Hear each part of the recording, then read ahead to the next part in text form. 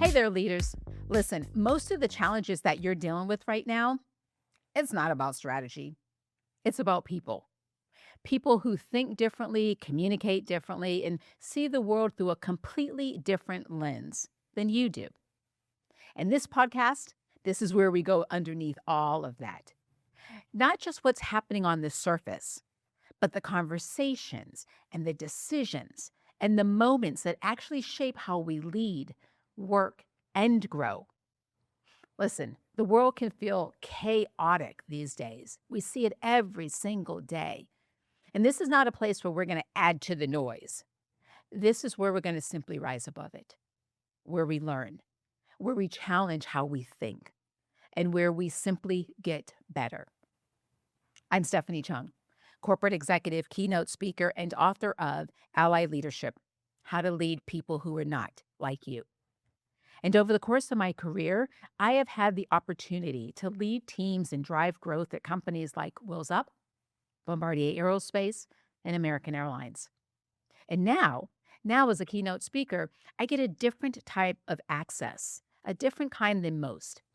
See, I now get to sit in rooms or be on stages or behind the scenes with some of the most influential leaders and thinkers in the world. And most of the most valuable part is not always what happens on stage. It's the real conversations, the off-the-cuff moments or the honest insights, the things that people say when they're not performing, but they're reflecting. See, those conversations have helped me grow. And this podcast, this is a way for me to bring you into those conversations. So together we're going to learn from people who do not think like us or lead like us or even live like us. So welcome to Not Like Me. And I am really, really glad you're here.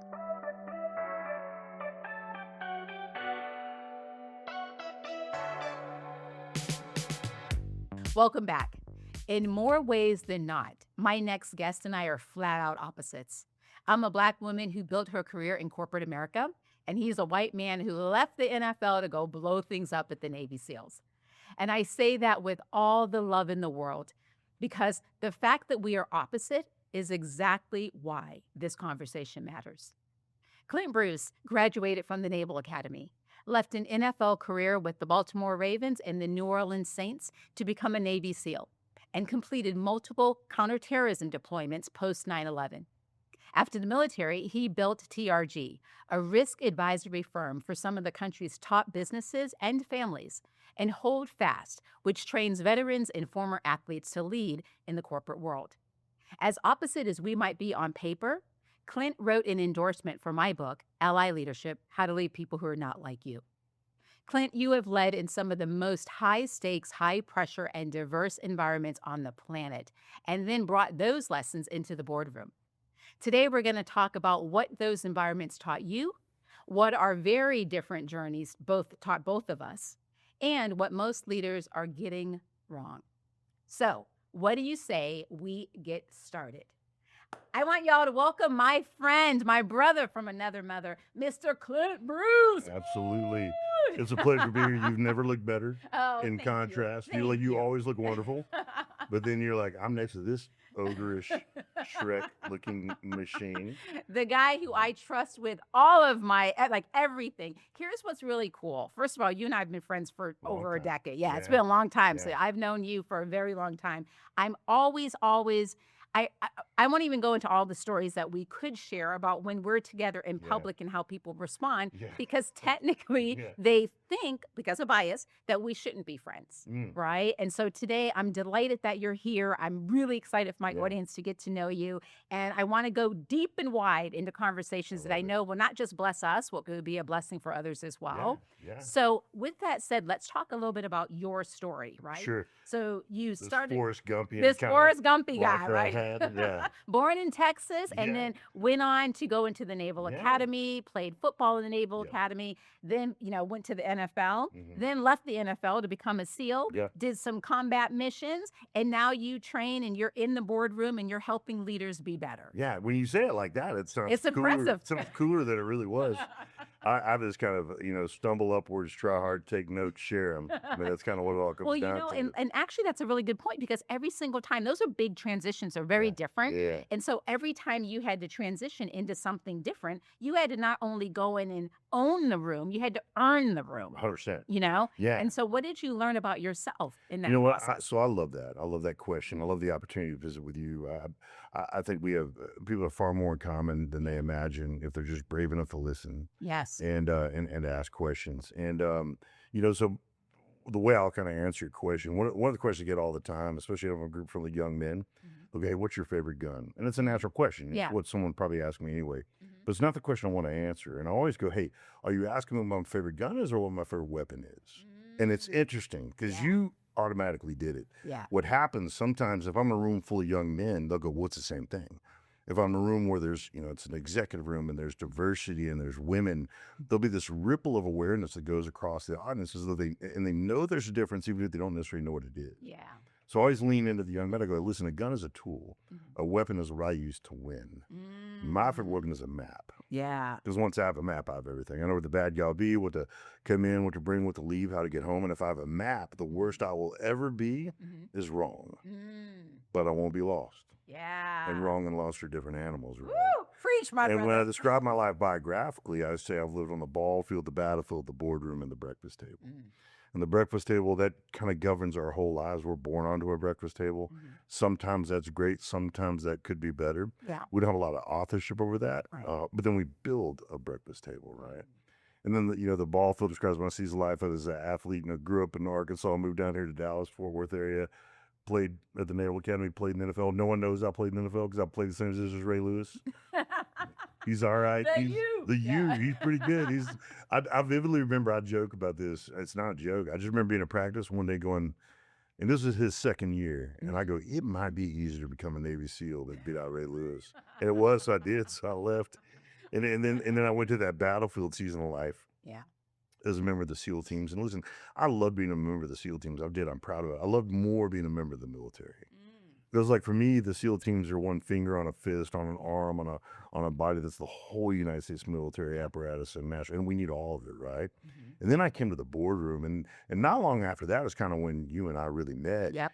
And I tell people all the time, the most lonely and scared I've ever been in my entire life, for the longest period of time, is when I came to the boardroom. Because the ball field and the battlefield are simple maps. They're not easy, but they're very simple. You know where the high ground is the day you show up. You step in an ecosystem that I call chase, pace, and pull.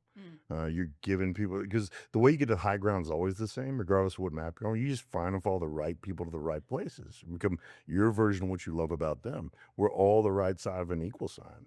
And a lot of our life is who we allow to be on that left side of the equal sign.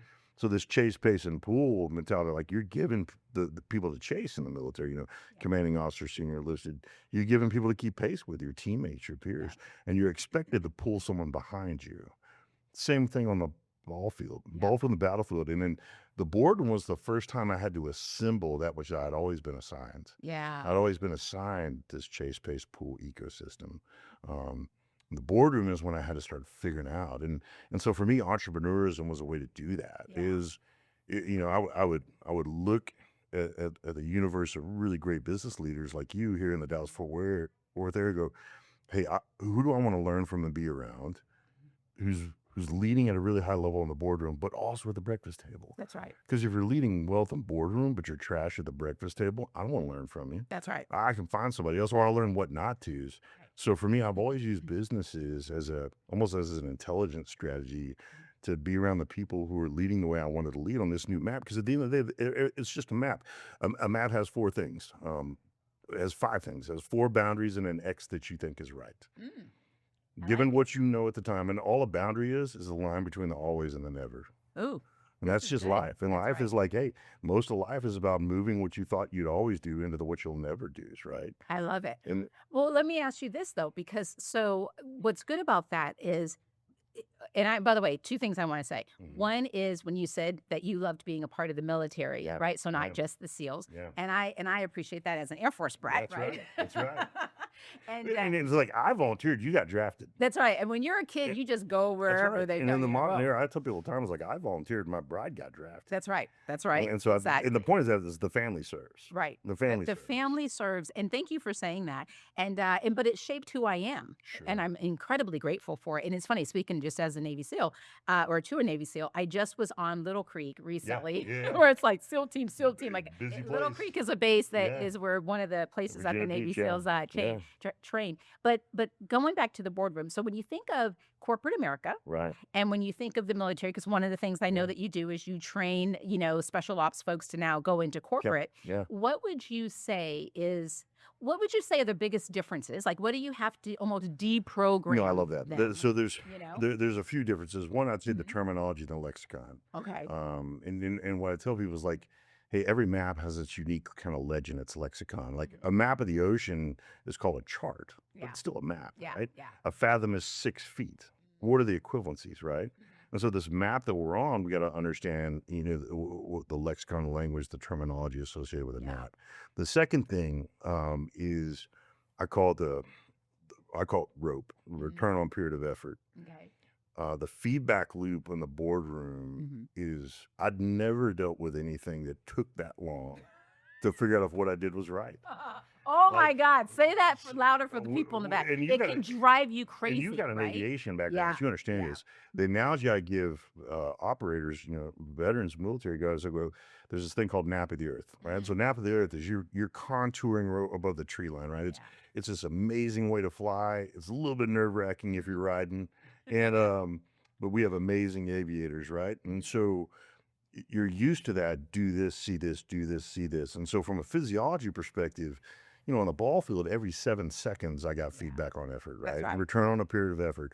And I go to the sidelines, I get feedback. Halftime, the coordinator gives us feedback. At the end of the game, the outcome, the coach gives us feedback.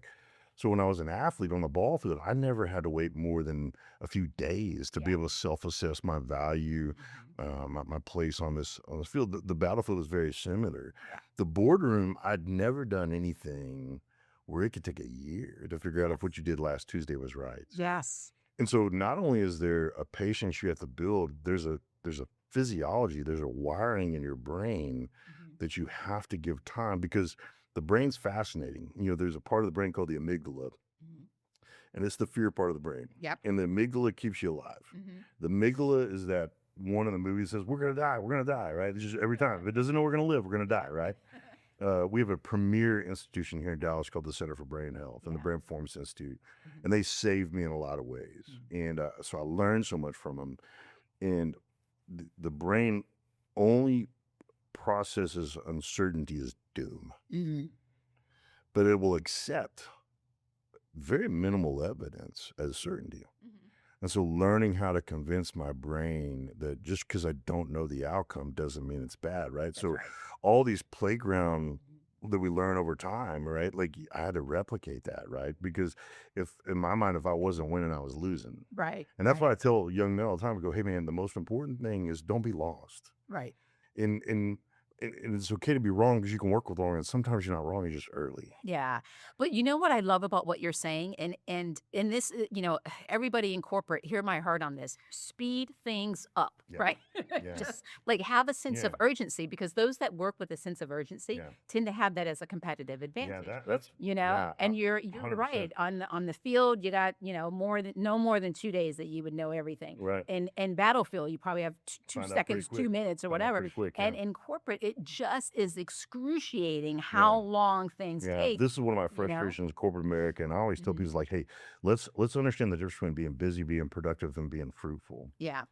Because you got to be busy enough to understand that there's a tier above busyness called being productive. That's right. And then once you understand what productivity is, you suffer busyness very poorly. And then you become very productive, and you discern within productivity what is fruitful. That's right. Right. That's right. And so thinking isn't doing. Right. Talking isn't doing. Yeah. Well, there may be elements of a startup or the inception of a campaign or something where it is, but you very quickly need to migrate from busyness to productivity to fruitfulness, right? That's right. And those for me has always been so the biggest the biggest issue for me was understanding it's like you're you're making Kool-Aid and then you're making bourbon. and how long is it going to take you That's right. to figure out? So, not just you have to adapt, but you have to give your body and your brain a chance to process. And then the other thing for me is there's a perception that the meritocracy doesn't matter as much in the boardroom. And that's not very true, Right. but there's an absence of accountability in the boardroom map in some ways that would never exist Yeah. on the ball field and the battlefield, right? And so being patient for that. And I'm not much of a complainer. I'm a changer, but I'm not a complainer. Yeah. Right. So mine is like, okay, so anything I run, the meritocracy will prevail. Yeah. Like, and the best person will get the work, right? That's right. And wins will be celebrated. Mistakes will be corrected constructively. And then my deal is that people keep messing up. At some point in time, you're failing them as a leader by letting them do something they're not built for. Yeah. You got to call it. Yeah, you got to, like, these young guys, they hey, sir, do I marry her or break up with her? I'm like, well, don't marry her. Like, if you can ask yourself that question with That's a right. comma, like, You know she the answer. deserves better. That's right. She deserves better than a man that can have those two concurrent thoughts. That's right. Like, I asked my bride to marry me on date number 2. I was like, And I she said love you. yes. You want to get married? And she's not then. She was just like, can we go on another date? I'm like, it's reasonable. That's reasonable. And but I just, for me, there was just, the only question was she going to say yes or not? That's right. That's right. But, Exactly. but for me, really the return on the period of effort, Yeah. and then understanding the currency. And I tell gals this all the time, like, listen, currency isn't money. Currency is the value proposition upon which you make decisions. Right. Right. Yeah. And so when you understand people's currency, then you know how to work with them better. Right. And sometimes we just throw money at stuff. Yeah. I'm like, hey, man, that person is not money driven. That's not their currency. That's right. That's right. Their currency, like my bride's currency is listening. Like when I listen to her. And so I like to think I'm a good listener, but for me, listening's a skill. Yeah. And I was just joking with a friend about this. I've got 3 daughters and a beautiful bride, and you've met them, and they're wonderful. Amazing. And what I learned is my method of loving them was fixing all their problems and protecting them ruthlessly and aggressively at all costs. Which is oddly sometimes not what they wanted me to do. Oh my God, and it's shocking. And so I created this thing called the 5 rule. And so for me, it's about 10 years ago, I listened, I cannot respond unless I say 5 times. And and there's been times I've gone, but there's been more times than not where I've gone, by the 3rd, like, well, I'm so glad I didn't say anything. That's right. That's right. Because they're About working it out. 5th, and then I'm mad too. I'm like, she did what? I'll fight her father right now. Like, where is he? And Exactly. but Exactly. you got to learn these maps, right? Yeah. And just because it doesn't happen, winning doesn't happen in the boardroom the way it happen on the ball field. The boardroom doesn't owe you anything. That's right. That's right. And so you just got to learn where you are. Well, and you got to go from there. One of the things that I really, not even just the boardroom, but let's just say corporate America that I want to write on, which is about trust. Yep. Right. And so when you think of what you've had to do, especially let's say in combat, right, or having to go to other countries and, do what you had to do, you had to learn how to build trust. And a lot of times leaders think trust takes a long time to build. And you've had to go in high stakes situations and build trust like quickly under Very much so. incredible pressure. Very And much so walk us through, in your opinion, what people don't understand about trust, and then how do you or how can you build trust very quickly? Yeah, I love that you asked that question because I've got maybe a different opinion than certainly the popular opinion is. Yeah. You develop trust through competency for sure over time. Sure. You optimize for trust with authenticity and vulnerability. Yeah. And I did a LinkedIn post about this a while ago. Like, I don't like being around perfect leaders. Right. Because I know they're not perfect. Yeah. So they're either really good at they're lying Yeah. or they're not self-aware, right? Right. I love authentic leaders and I love being needed. That's right. So when I have a leader that's like, hey man, I don't know how to do this, or hey, I just messed Like this the up, best. I just want to work for them more. That's I want to work for them more. Yeah. And so I think one of the mistakes a lot of leaders make is they try to come in as the subject matter expert in everything. You go into it. One of the things I always did when I'd go to foreign countries is I would always try to speak the language. Nice. Always, very quickly. And I would just butcher it. I'd just be like, they're like, that's not even what that word means. But they could tell how and they would stop. They'd speak better English. That's And they're like, listen, we don't have to speak like, You're slaughtering. we love that you're It's trying. about to be insulting. Like, but we love, you're so sincere that you're trying to do this. So I'd always try to learn the language. And I was always fast to account for mistakes. Like, hey, I messed this up. Yeah. I messed this up. How do I do this better? And I love asking for help. I have this, of this formula. It's a funny story. I have this thing called the achievement equation. Mm-hmm. And I wrote it in 8th grade because I loved football way sooner than football loved me. Okay. And I was the 5th string fullback in 8th grade, and there were 3 other fullbacks. Oh, So do the math on that one, right? And I remember and my football coach told me to stop wasting my time and go to theater. I'm like, well, I'm going to go to theater because Molly's there and I love her, but I don't still play football, just piss you off, right? So like, how do I not die during football? So I grabbed this 3x5 card when I was in 8th grade, and I wrote down the angles plus allies plus advantages equals achievements. And it became this operating system that I've used really on all those maps. So angles are understanding our craft, better, faster, smarter, stronger. Allies are making sure we're running with the right people. Okay. Advantages are knowing what ours are, knowing what the mission needs, and aggressively complementing ourselves with someone else's advantages, right? And so for me, the angles are tactics, techniques, teammates, tools, technology. Allies is kind of why we're here. I tell people like, hey, allies, you have to be aligned, but not only do you not have to be alike, you shouldn't be alike. 100%. Because monocultures are easy to defeat. Yeah. I've been going against, monocultures, because you know what they're going to do. Right. There's no diversity, there's no robustness, there's no resilience, because the same affections and preferences are building the plan. Right. So all I got to know is if I know one dude, I know everybody else too. Yes. Yes.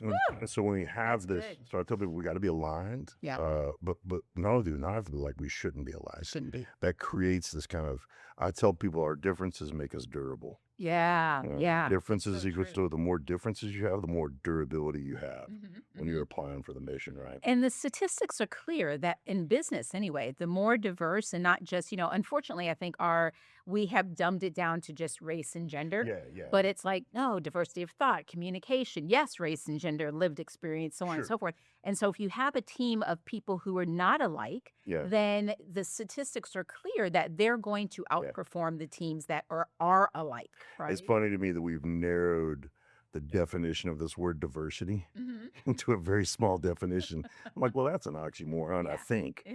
I don't know that. I'm trying to remember my English lesson, but it feels like an oxymoron to me if I understand what that's like, right? Yeah. But our differences make us durable. It does. It does. I like that a lot. And I always say it's not about DEI, it's about ROI. Because obviously from a business perspective, I want to be able to maximize the result, and how I can do that is having more We can go to football diversity. for this. I'll tell you this, like you pick one of the most remarkable athletes in NFL history. Let's look at Calvin Johnson, Megatron, right?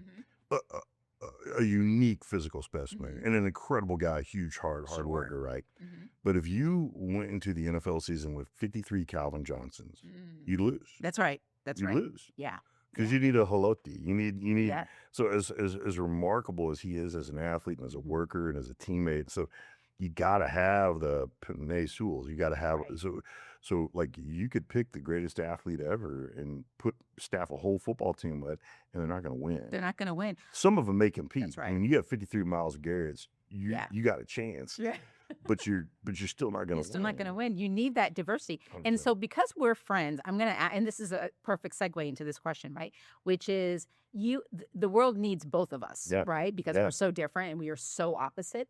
And if we were together in a room, what do you think that I would bring to the table that you couldn't bring? And then I'll also answer that same question of what. How long do we have in the show? Besides packing the pretty maturity, wisdom, knowing what the words you use means, math. But you know what I mean? Like if we're in an environment and we're so opposite, what do we both bring to the table that the other one cannot? Yeah. Because we're so different. One thing I've always enjoyed about you and learned from you is like this whole concept of understanding the value proposition and articulating it and helping people understand what they need. And they don't know they need yet, but it with such conviction that it's almost an obligation. It's not like sales or anything. And I've always known you to be this like really fast student of humanity, and it's been really cool to watch you just understand the terrain. And one of the things I've always loved about you is you never forget why we're in the meeting. Right. Like you're like, Yeah. okay, let's bring it back. Let's Yeah. bring it back. Like I'm I'm like, definitely oh, like where'd you go to fifth grade? What you have this urgency, and it's not it's an intentionality that I've always really enjoyed. that. Mhm. But I mean, just your pedigree as a professional is remarkable. So you would bring 3x the business experience and acumen Mhm. and experience and understanding truly this boardroom Yeah. map in a way that I'm still learning. Yeah, but so thank you for that. And what I would say for you, like what you bring to the table, Where I right? lift Yeah. heavy things, I can You're carry back in you're back in the yeah, pretty, right? yeah.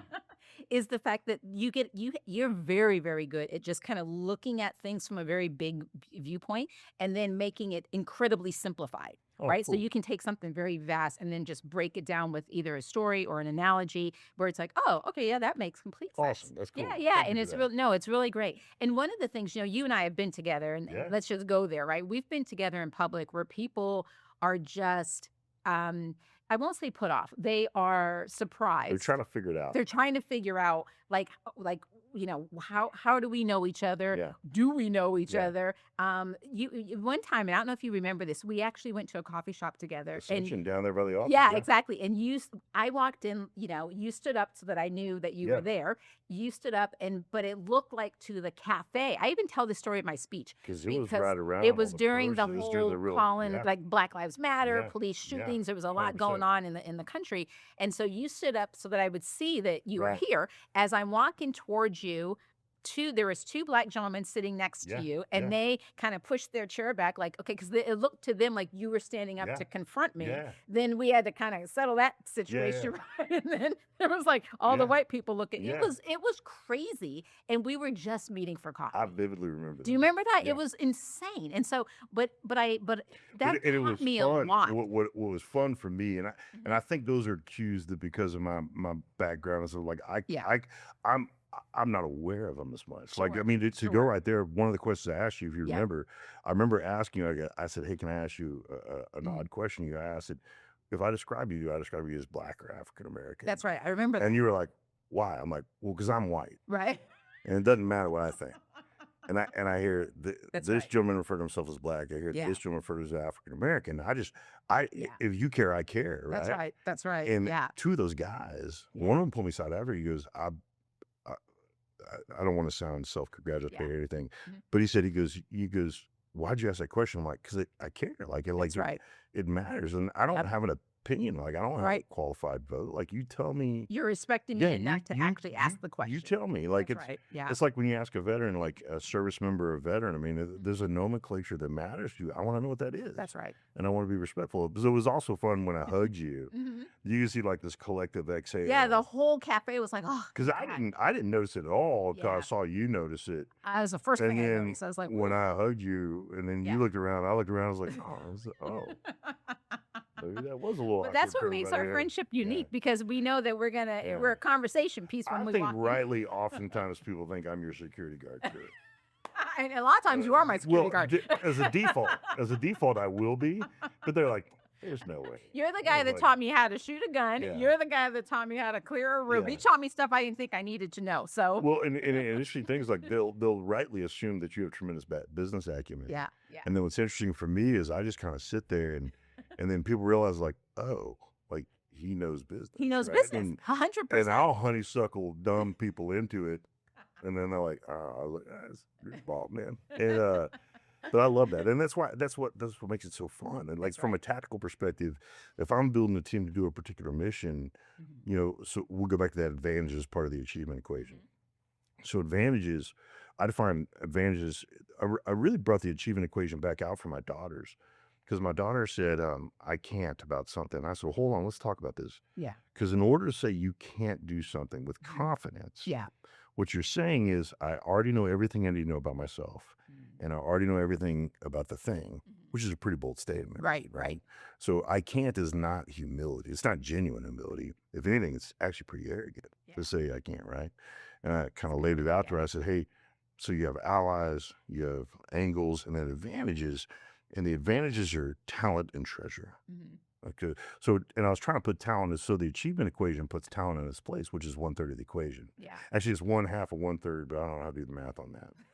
So the You're on advantages your are own. talent and treasure, right? Mhm. And what's interesting about talent and treasure, very rarely are we the author of those things. Yeah, We're not the source, but we are the steward of it. that's fair. And why I get so intense about angles is, if I master the angles of my profession, then I've made myself a worthwhile ally, Mhm. and I've stewarded Yeah. whatever talent and treasure that's been made available to me, right? Yeah. And I think that's our obligation. And to go back to your question about good, like when people see authenticity and they see humility and they see interest, Mhm. it's that civilization, societies, who doesn't want to be around somebody who's interested, Right. right? Right. And and everybody wants to laugh, like Yeah. in humor, and being willing to make fun of yourself.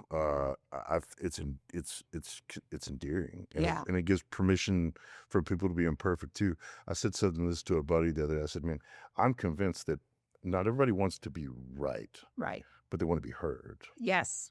Yeah. And if people feel heard, they're okay Right. not being Not being right. right. That's right. So for me, that five thing's pretty Mhm. powerful. I like it. I Yeah. like it. Well, I want to take advantage of the fact that you're here and you have trained special skills that most of us do not have. And I know that you, first of all, I know that you love your girls Yeah. and you've taught, and I think about this all the time. We live in an, I won't say in an unsafe world, but people may feel like the world's very Sure. unsafe right Yeah, now. it's uncertain. It's uncertain. We Yes, live in an exactly. uncertain world. Uncertain world. And so tell like there's one that you do, but you could have others that you can share with the audience, especially because I have a lot of followers that are women. Yeah. And so, and we have to travel by ourselves Yeah. and so on and so Yeah. forth. Or we have kids and Yeah. whatnot. So tell us a couple of safety things I love before we that. wrap up. Thank you. And So I have know. this whole, on the TRG side of things, we have Uh-huh. this whole thing called radiology. Okay. You put ology on the end of anything, it's a Sounds study of it, scary. right? It's a study of it, right? So radiology is the pursuit of readiness and the things that matter to you most, the reasonable foreseeable risk. And so my girls were little, I created this thing called the Ready For. Okay. So the Ready For, they're the only four things you need to know when and how to do. Okay. No matter where you are, what's going on, one of these four things will always be the first right thing to do. These are always your options. Mhm. One of the Ready For are get out, protect, treat, or shelter. Oh, okay. OPTS. I like it. When something bad happens, what are my options? Do I get out? Do I protect? Do I treat? Do I shelter? Which is the first right thing to do? Yeah. Then what's the path? Mhm. Plans, action, tools, and help.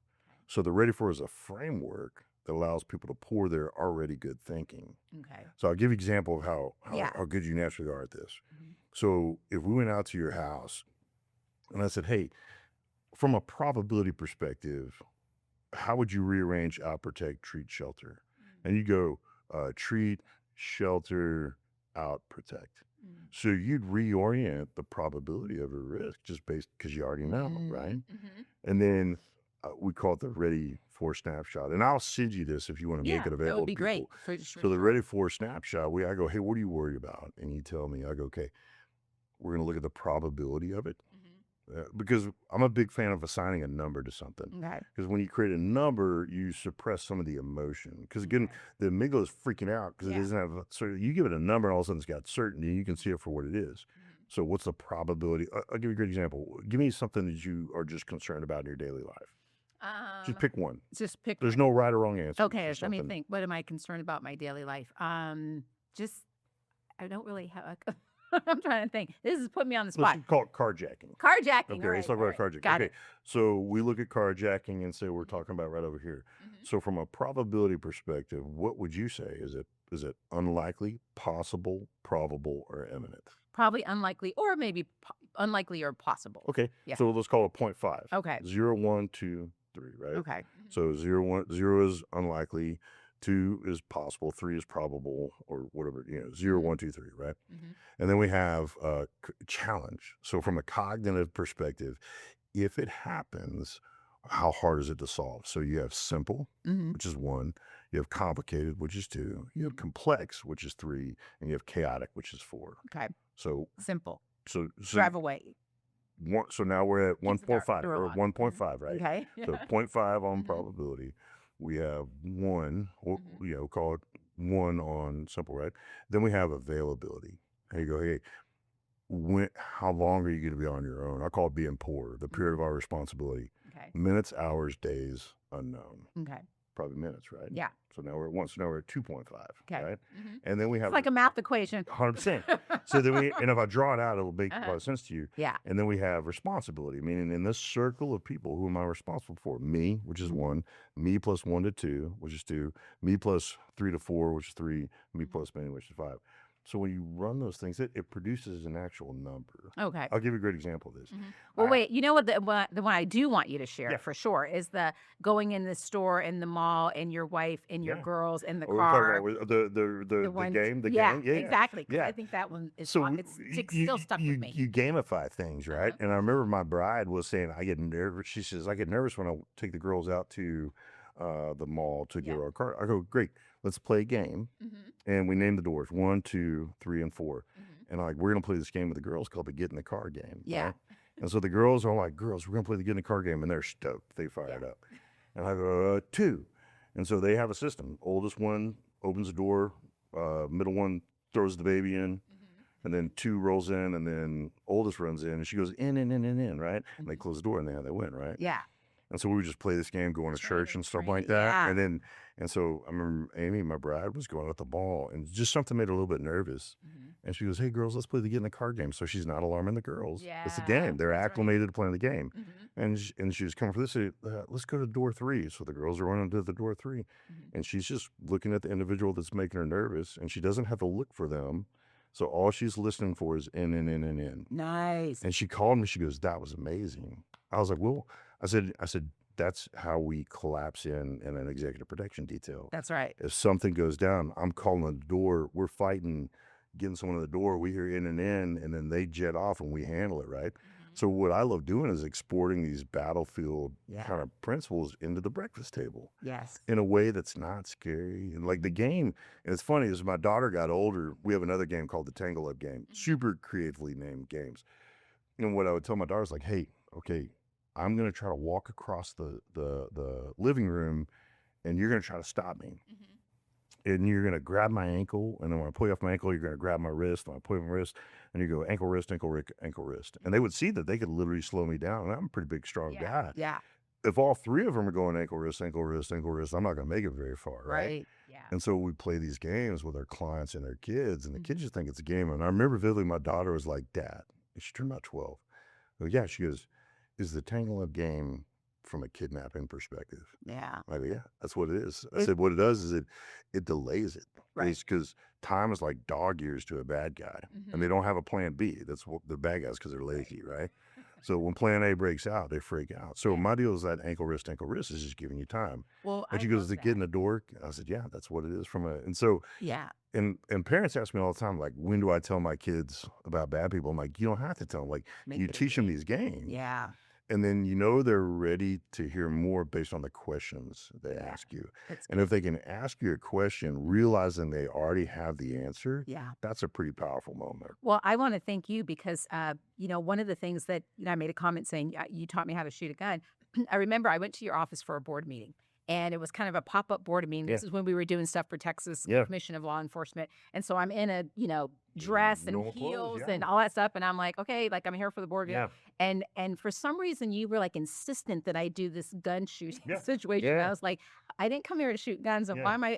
But because almost to shut you up, I was like, give me the gun, right?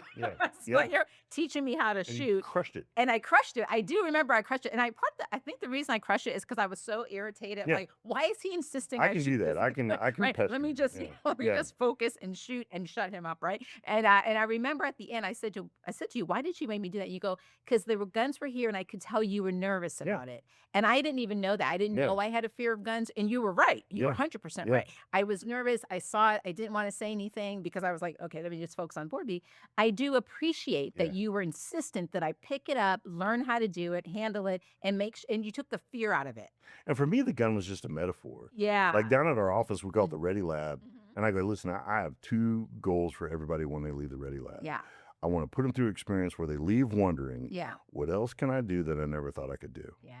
What else can we do that I never thought we'd do? So like for me with you, like I don't want you ever have to use a gun to protect yourself. Right, right. But I wanted you to realize what you could do. And I think you know that you're a confident woman, Mhm. but it's always good to be Not with reminded. guns, I wasn't. Well, Yeah, but you also taught for me a me, it's lot. like, for me, that's just the dragon. It's like, it's the Yeah. metaphor for the thing that you don't think you can do. So for me, it's fun to watch people realize, like with the Ready Lab, with our facility downtown, Mhm. I always tell people, is like, listen, for me, the Ready Lab is a movie studio where we Yeah. recreate the scenarios you worry about, and we just teach you how to be your own hero. Yeah, it's so And fun. so It's much so good. people are so ready to, and just not getting overly, Mhm. on the gun thing. Mhm. I always tell people, they think, using a pistol to protect themselves, go, have you ever made a chest pass in basketball? Mm. And they go, yeah. I'm like, that's 95%. Yeah. The only difference between a pistol and you're going like this, or you're Mhm. going like this. Yeah. But feet, shoulders, hips, all that's the same. And it's awesome to watch people realize how ready they already are. Yeah. And then when I try to go like, hey, what other map are you maybe limiting? Because the battlefield map's an extreme map. Sure. Sure. So for me, the battlefield map is like water. If you can cultivate confidence in the water, that confidence can export to anywhere else in the world. Right. So we use the Ready Lab as like a leadership and experiential education kind of platform. It is so awesome. It's neat. It's It's so a neat awesome. deal. And all I'm doing, like for me, it's like I kind of, without being too dramatic, like Mhm. I feel like I'm kind of a sculptor, and Mhm. I get to Mhm. knock the inefficient pieces out of people's heads Yeah. and let them realize the rock stars that they already are. That's right. And it's cool. I It's a neat I deal. leave your Ready app, and I'm like, I'm a baddie. Well, you walked in as a baddie anyway. But it's neat. It's You neat, have especially forced me out of as my a girl comfort dad. zone. Yeah. As a girl dad, I mean, there's just a lot of challenges and layers. Uncertainties. There's Yeah. layers Complexities. between, that I just was never aware of. Yeah. It was just like this big ugly white dude, Yeah. right? Like, and so, and watching my daughters grow up and watching them kind of have to think. I remember my daughter told me one time, she's like, "Dad, I want to walk around Dallas like you do." I'm like, "No, you don't." No, you Like, don't. I walk Yeah. around Dallas just angry all the time. Yeah. Like, I just wanted, like, oh, I'm gonna go to that bank, it might get robbed. Like, I was like, I want to fight a gorilla. Like, I've got all this like repressed rage. Like, you just want to be ready. That's right. You want just to be wanna be ready. ready. I thank you for making No. sure I was always ready. So You I are ready. appreciate I that. fear the really dude that jacks with you. Like, Well, listen, y'all, you got a chance to meet my friend, my brother from another mother. I have loved you. We've known each other forever, and I trust you, and I appreciate you so much. And I appreciate what you do for veterans every single day. Well, So thank you. tell us a little bit in closing. What are you up to? How can people find you? We'll put all your links and everything. Yeah. So Yeah, just LinkedIn's the anything- social media that I've managed to understand. My daughter's told me I have an Instagram. I don't know how to You know, log you're- into it yet. So But we're not apparently gonna it's do real that. Clint Bruce. Yeah. I don't know what it is. But LinkedIn, and then for me at the high ground, we're building the leading companies, allow veterans and athletes to transition more effectively. We work for the best leaders and families in America, and we launch the best veterans and athletes into the boardroom, right? So Love it. TRG is a global security intelligence, kind of like a net jet, like a fractional. That's right. We function as a fractional director of global security. Hold fast as leadership and team development and experiential education. We partner with the Medal Honor Museum as their experiential education arm at our facilities. We have another company that's a sports and human performance. But when you really look at it, if you're a veteran and an athlete and you leave the ball from the battlefield on Friday, on Monday, you're a subject matter expert or near subject matter expert and help people protect themselves and each other, Yeah. perform from the neck up, which is Yes. hold fast, and perform from the neck down, which is windage. I love it. I love it. And then Well, we have carry the load and all these other yeah, things. we'll have all the links for everybody to be able to get in Sure. touch with y'all as much as, for anything. I am a big fan. I've probably done all that stuff. So I'm a huge fan of yours. And the guys realize, I tell people, like, listen, women are terrifying. I have a rule. I fear no man but virtually all women. Yeah. And then I was like, I was scared of it before then, but after that, you got because women got rage. Yeah. And once you give them permission to undo the rage, like Forget about it. awesome. We got a lot of things to be upset about. Yeah. It's cool. Like I'm a kind of a girl power guy. Mhm. Yeah. Yes, you Yeah. are. Yes, you very much are. So I appreciate you, my friend. Thank you for thank coming you. to visit. Thanks for having You're me. the best. Let us leave you with this one reflection. I want you to ask yourself, is your team performing at their best because of your leadership or in spite of it? And do you even know the difference? Until next time, we look forward to seeing you again at Not Like Me. Thanks for joining us.